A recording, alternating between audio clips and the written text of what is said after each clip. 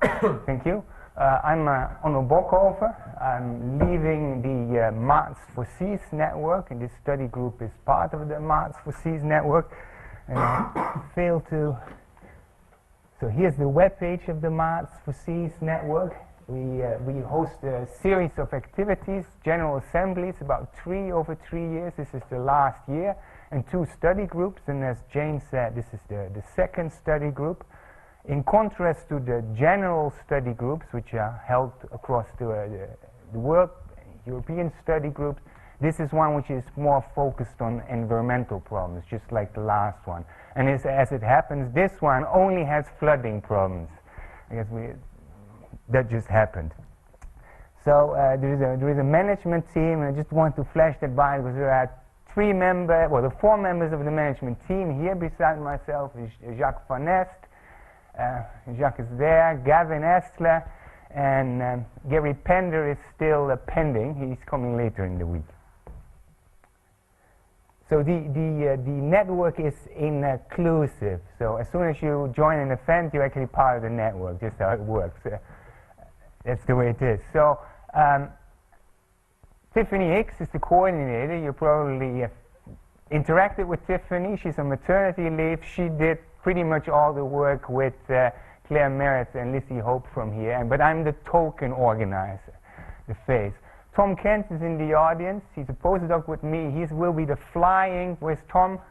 He will be the flying reporter this week because there will be online updates of what you're doing. So he might quiz you, take a picture, so don't be shy, or tell him that you don't want to be on the picture, and so forth. But Tom is doing that, as well as trying to participate. So welcome to this environmental study group. It's the second one, as said. Well, thanks to all the people who really did the work. Questions, if you have questions, ask Claire Merritt, which you met, Lizzie Hope, Tom Kent, or in the last instance, ask me.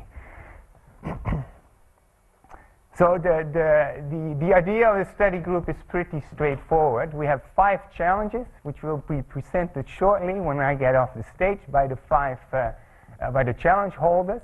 You make a choice if you haven't done so already, or changed the choice you thought you would make in the course of today. So that's Monday, and sign up for 1 challenge and a group.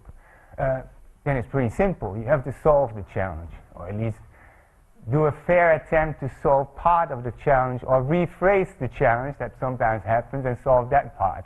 So the start is basically today's, after tea, 40:45. In general, and that really is a remark to maybe the more senior staff, we have to keep an eye on the composition of the groups. We'll do that. And then the final presentations are on Thursday. You've seen the schedule. The schedule is online. So there are interim presentations tomorrow after dinner. 5 challenges, so 5 times 11 within the hour is 55 minutes, so 8 plus 3. And the idea is that you can get some feedback from other groups. And also maybe call in some expertise from other groups, right?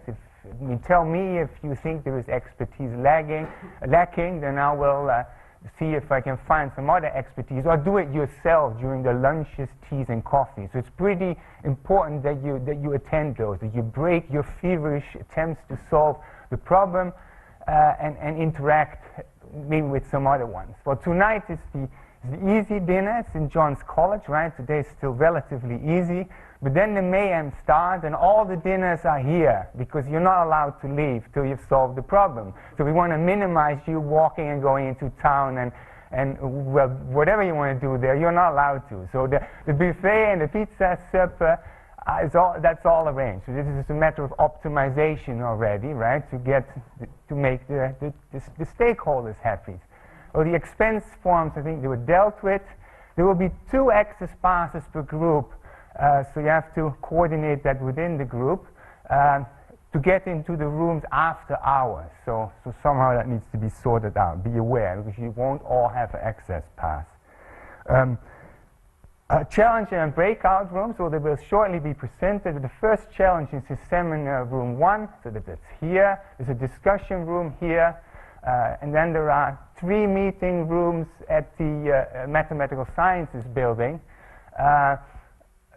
So that's where you will work, and that means that for the teas, lunches, and coffees, you walk back to here to relax, have a brief break, right, and then get going again.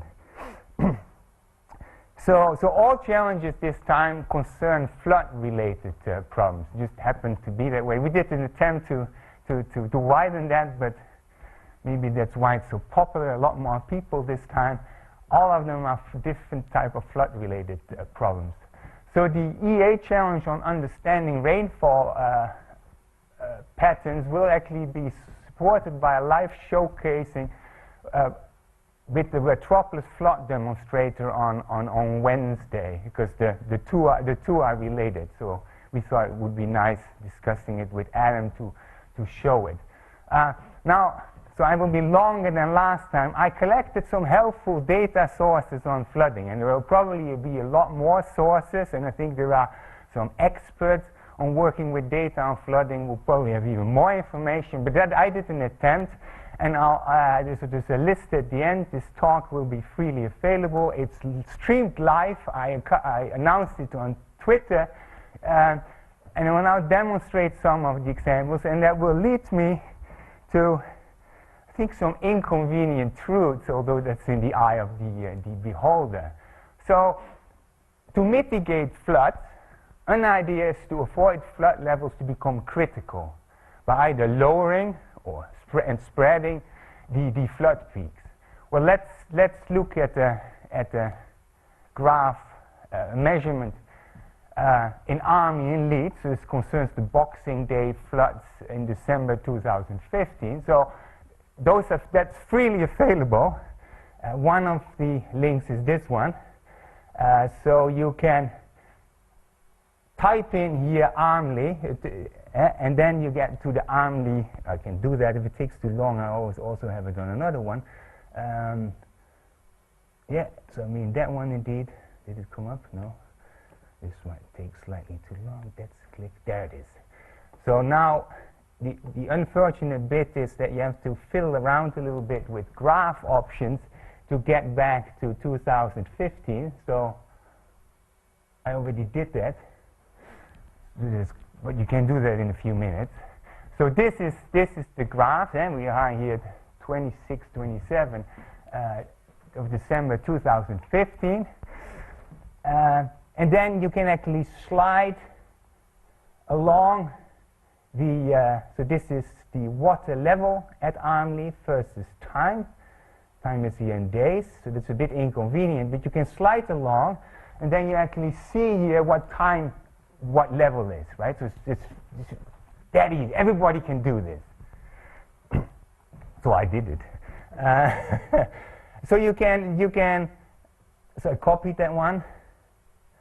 So it's right there, and then I put box in. So here's the box, because this is 212 meters, and at 212, some flooding will happen. On your environmental agency side or the government side, you get actually 2 meters 12, some flooding happens.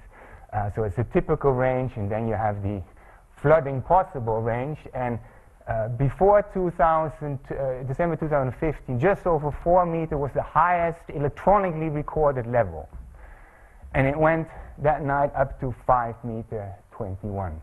Now, I happened to go to the gym near that site, so I was feverishly the whole day looking whether or not it was going to flood, because 2 weeks earlier it had reached the brink up close, pretty closely. It was 360, and it was 40 centimeters before it would go over the street. I'd asked the coach, can you check, because I'm a bit worried, right? So I knew that around 4 meters, say 390, that was the critical level where you had to maybe get some stuff out or do something. So what I did is two things. I made the block above 390, and then this is the integration by I, right? So this area is roughly into this rectangular area, and this is 390 where it starts to be over 390, and here below 390. And by using that time slider, I can find the length of time, 32 hours. Similarly, for 2 meters 12, I can find that this is 71 hours, plus or minus whatever. Right? So everybody can do this. This is March level, ref level, right? Minus 12. But nobody seems to do it. I didn't even do it, so now I thought I'd finally do it. So I made these two triangles, and then I put the arrows in the middle, and this is roughly, the first arrow here is 2.8 meters, and this is 4.5 meters, just to get the mean peak level. Because what I really would like to do is two things. I would like to remove this peak and either dump it here or dump it later. Right? I mean, that's, if I were to control it, that's what I would like to do. So I need to know what the volume is which is associated with the water in this period, that fraction. Because that would help if I can lower that. So I use this time slider, so I found that the first one, where the level is over 2 meters 12, it starts at 25:12, 7 p.m., and it goes to 28:12, 6 p.m. So that's period 1, and then I do the same procedure for the higher level. So that's a choice, because I know here, this is insider knowledge, that's when flooding starts, or just before it starts to be heavy, and that turns out to be 32 hours, and I can just do that. Very simple. Now, of course, to get the volume of water, I need the discharge at the site, which I don't know. I mean, the flood meter, the public, the online gauge, river gauge, doesn't give me that. But then the EA, the Environment Agency, is not here yet, but after last time I really got engaged with them, and I got those data from them. From this report, the first one is the best one. But that one is not online. They sent that to me privately, I suppose. But then I Googled, and I found that the graph which contains the right data is also in the second one, which is online. So there it says that the peak flow, and this is an estimate plus or minus 50 cubic meters per second, is 350 cubic meters per second for this 200 plus return period event. Now, my wife doesn't like she's an artist. She doesn't like cubic meters per second. So we had a fight on the lunch. Well, not really. So I said, well, gallons then. I don't like gallons. Bathtubs then. So it's 438 bathtubs is in a cubic meter, which you can. If you take one of those old iron bathtubs, you can imagine there are 4 of them and a little bit in them, right? So at least you have some feelings about that, right, rather than with gallons. So I translate everything in the end to MBTs, million bathtubs, right? At least people can understand that. So now I have this peak flow, but of course in the block which I identified, it's not all the peak flow. It's a little bit less. So that's why I took the levels at this arrow and this arrow. I take the fractions to get the fraction of that peak flow speed. That's very bad. Well, that's very bad, but that's the simplest thing I could do, right? Without going to a full calculation. And it still gives me a ballpark estimate. Good enough. So I did that. So there it comes. I take this 2.8 meters, divided by the peak level, and then I say, well, it's about 188, plus or minus probably 10 or 20 cubic meters per second. And in the second case, it's 4.5, well, so 86%, so it's still quite a lot of 302 cubic meters per second. So I want to have flood reduction, so I need to calculate the fraction. So what I did is, I mean, you can find this dodgy, but it's at least an estimate. I took the flood level minus the mean level divided by the flood level. So in the first case, where I say it's the water above 2 meters 12, I say, well, I want the fraction 46% or about 14%. And that I used to calculate the flood storage volumes such that I avoid flooding.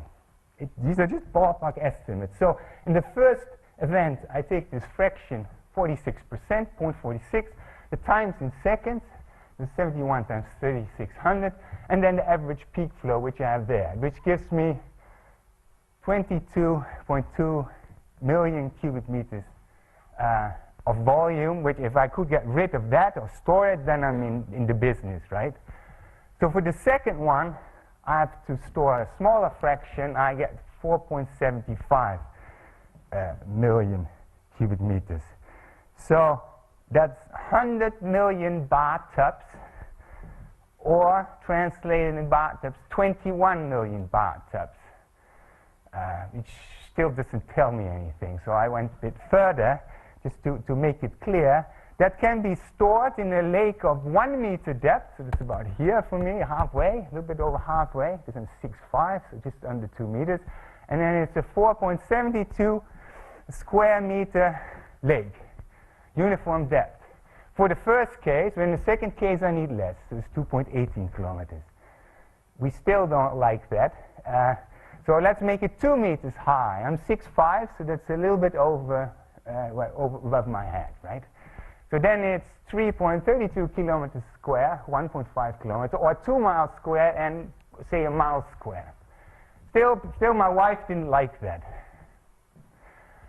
So that's an area where I walk 20 minutes one way, go at right angles, and then walk 20 minutes the other way, and it's above my head. Well, that should tell you something.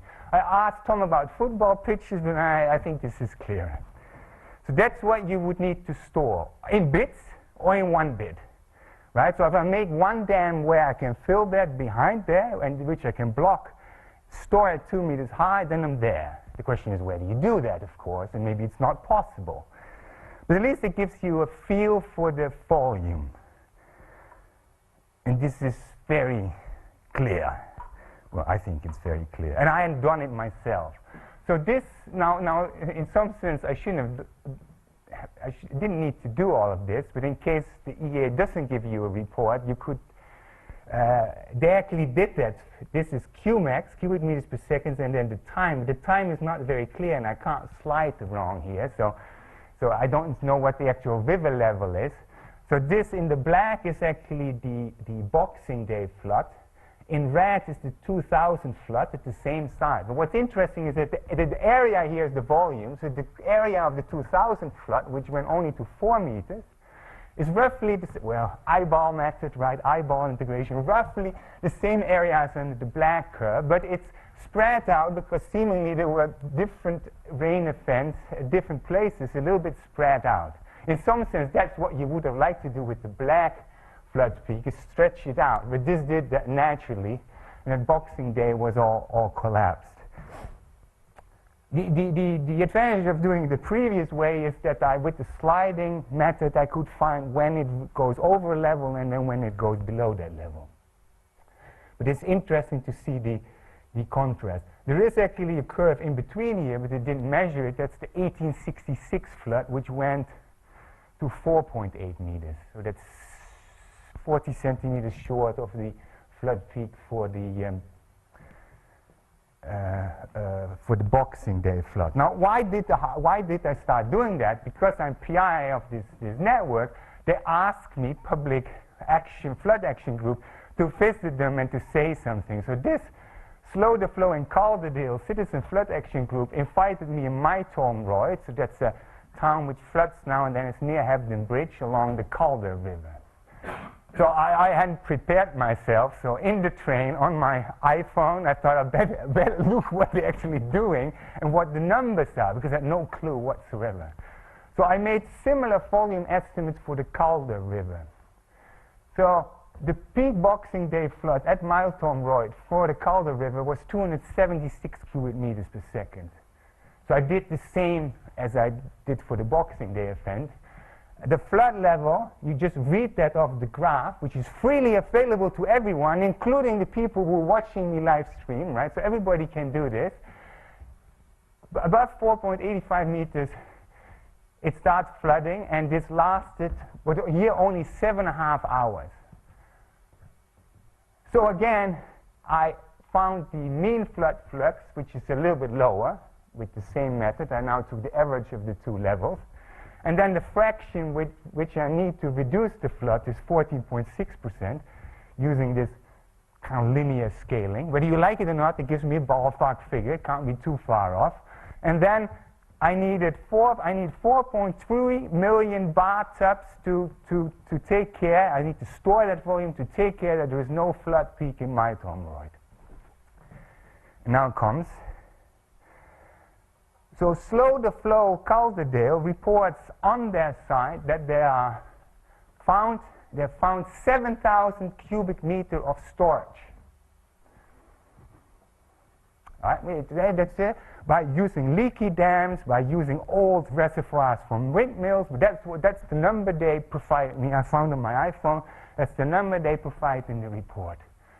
Well, assuming, and that's a big assumption, that volume of 7,000 cubic meters is not filled, so that's fully available because you can't control it, that's 0.7% of what you need to, that is 0.7%, say, give or take, 1% of this 4.3 million bathtubs you need. I did tell them at the meeting that it only would help 7,000 cubic meters, and they weren't aware. So basically one reason for doing this is everybody can do this and can be aware whether the flood measures you intend to take, whether they're actually getting close to the job. Now in this case, so that's the so, they don't get very close. So I very politely, they were very friendly. I told them, I said, listen, be aware that the next Boxing Day event, even with the flood measures you take, is not going to help. What it does do is, I'll come to that later. Anyway, in this case, it's a lake of 1 meter depth of 0.6 miles squared. However, this valley is very narrow, so it's very difficult to find a spot where you could put an adjustable weir to restore that volume temporarily. But maybe a couple of them would work. And then the question is, where do you do that? Because you don't want to, that needs to be an empty spot where you don't flood anyone, right? I mean, that's the problem. Yeah. So just in comparison, I'm Dutch, so I thought, what does the Rhine River give? So I compared the Rhine River with the Boxing Day case, and the Rhine River, to actually alleviate the flood peak, this is even rougher scaling, you need an area of 7 square miles by 2 meters deep. And this is not too far-fetched, because in one of the floods, they actually would breach the dike and flood the whole area, including some small villages to save Rotterdam. The volume is 45 times more than for the Aire River. The flood peak there is 16,000 cubic meters per second. The Thames River it would be a storage area of 1.5 square mile by 2 meters deep. Again, assuming, and I didn't investigate it for that case, the same length of time as in the Boxing Day flood. Just to get a bit of feel for the volumes, which I didn't have before I actually went to this Miltoroid meeting. But I thought it was good actually to be aware of what you're dealing with, right? It's a lot of water, and how do you express it? I mean, buses, double-decker buses, I've heard. Well, if they go with the speed of light, of course, that's not telling you very much. You need to tell what speed they have. So this storage, in terms of lakes, I think is pretty clear. So what about other natural flood management? So you might have heard about the natural flood management scheme in Pickering. It's very popular in the news. In that case, only 10% of the scheme is natural, and by leaky wooden dams. I'll show you one in a second. Okay, and the remaining 90% is a cement bund. And by their own admission, it does help for the floods with a shorter return period. But of course, the Boxing Day event was an event with a longer and return period and much more severe. It did not get tested fully in the Boxing Day flood. This is from an EA report. And really, the scheme is hybrid. And I think that's the message. I think for mathematicians, that's pretty clear. Use all methods available to help avoid or at least help alleviate flooding. And here it's only 10% natural. So it really should be called HFM, hybrid flood management. Conclusion here is the use of natural flood management should be estimated case by case. And ILON reports a case in Portland where it does help against the 1 in 500-year flood, and the reference is in the back. So this is one item in natural flood management. You build leaky dams, and when there's a lot of water, they fill, and then it seeps through. But you can't control these. So once it's full, it's full. And you want to empty them quickly, you can't. You have to wait. So there's no problem, but be aware what you're doing. And one of the challenges is on natural flood management. Now, I refer to this Boxing Day flood with this big lake, and it turns out that 20 kilometers upstream of Leeds, it had half the flood peak, so 163 cubic meters per second instead of the 350. And then, and this is with a question mark, which is from a report, I give the link, it said the economic cost for the Leeds city region was about £500 million, but I don't know, it's a bit vague, but it's an official report. So my hypothesis, and I'm going to pester some people, is that with 4 controllable weirs, you could have required the water volume and control in real time, and you could have stored the 1 mile by 1 mile by 2 meter volume you needed. The Leeds alleviation scheme, one adjustable weir cost 50 million, so well times 4 is 200 million. That's still less than $500 million. So that might have been worth the investment. Less or no flooding saves money and lessens the distress. Well, because if there is no flood, there is no stress. So that's an important social aspect. Mathematicians should emphasize that. So maybe actually, and that's where the nature does come in, you want to build weirs where you have the space, and that's where the nature element comes in again. So please check the above. In conclusion, use and share and interpret your data while you're here and in general. Natural flood management sometimes works, often it does not. Sometimes it's used, such as with Sheffield City Council, they use it to offset the increased flood risk due to more precipitation due to climate change. This is an interesting quote, you can read it yourself. And really, and I think for mathematicians that's pretty clear, use a hybrid range of techniques, and I prefer control the flow, not slow the flow. Sometimes you want slow, sometimes you want to speed things up. Well, this is, of course, a strong statement, but it might well be true. Could the Leeds flood have been alleviated by suitably controlled reservoirs, and is it worth the investment? So, just for the people who don't know what a weir is, this is a weir, one in the Netherlands, which you can control. That one is not in flood, and this one is in flood. Maybe most important message is research on flooding needs you, and that is maths-oriented scientists. I know there are applied mathematicians here, statisticians, engineers, but the engineers are maths-oriented because I know them, otherwise they wouldn't be here. Enjoy the study group, and good luck with solving your challenges. And that brings me to the end. I have some references here. There are more. Top ones I didn't put in, but I know that knowledge is in the audience. And that leads me to my presentation, and that means, well, are there any questions? That's my presentation. Are there any questions? Otherwise, we'll swap. Yes? It's not a question, it's a comment. When there was a big flood in 2012 in Cumbria, it was found that having the lakes that normally attenuate the flood actually made it worse, because then it rained so much that the lakes, so the weirs might work, but when you, for the 200 event, and then you get the 500 event, and it gets even worse. Yeah, well, the weirs are overtopped. So it's a... At some point you lose. Yeah, at some point you lose because there's just too much volume. But I think it's good to realize what the volumes are, which I didn't beforehand until I actually literally did what a normal citizen who doesn't like numbers, generally speaking, understands. But actually I understand that now too. It's the most visual block of water that's just clear as a picture. All right? Yeah, well, I'm not sharing, but go ahead, Ian. This gauge map thing, do you know who has this data and whether you can just get the raw data rather than having to do a very inefficient checking on graphs? I have the link and I'm sure some more knowledgeable, maybe Sanita, maybe you know, but I have the link where you can get the files, but I didn't find it very efficient. You have to write a script because I think it's per day or per short period. And so you have to write a script, probably in Linux, and get them in, and then stream them a bit, but they are available.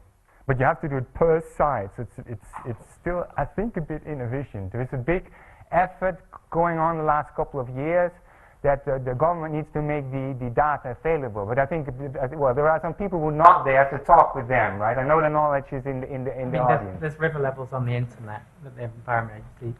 Yeah, but he wants files, not the levels. I guess, I mean, clicking on this graph seems an awfully inefficient way of Yeah. getting the data when it must be in a raw file somewhere. There's an API where you can sort of download, like Onno said.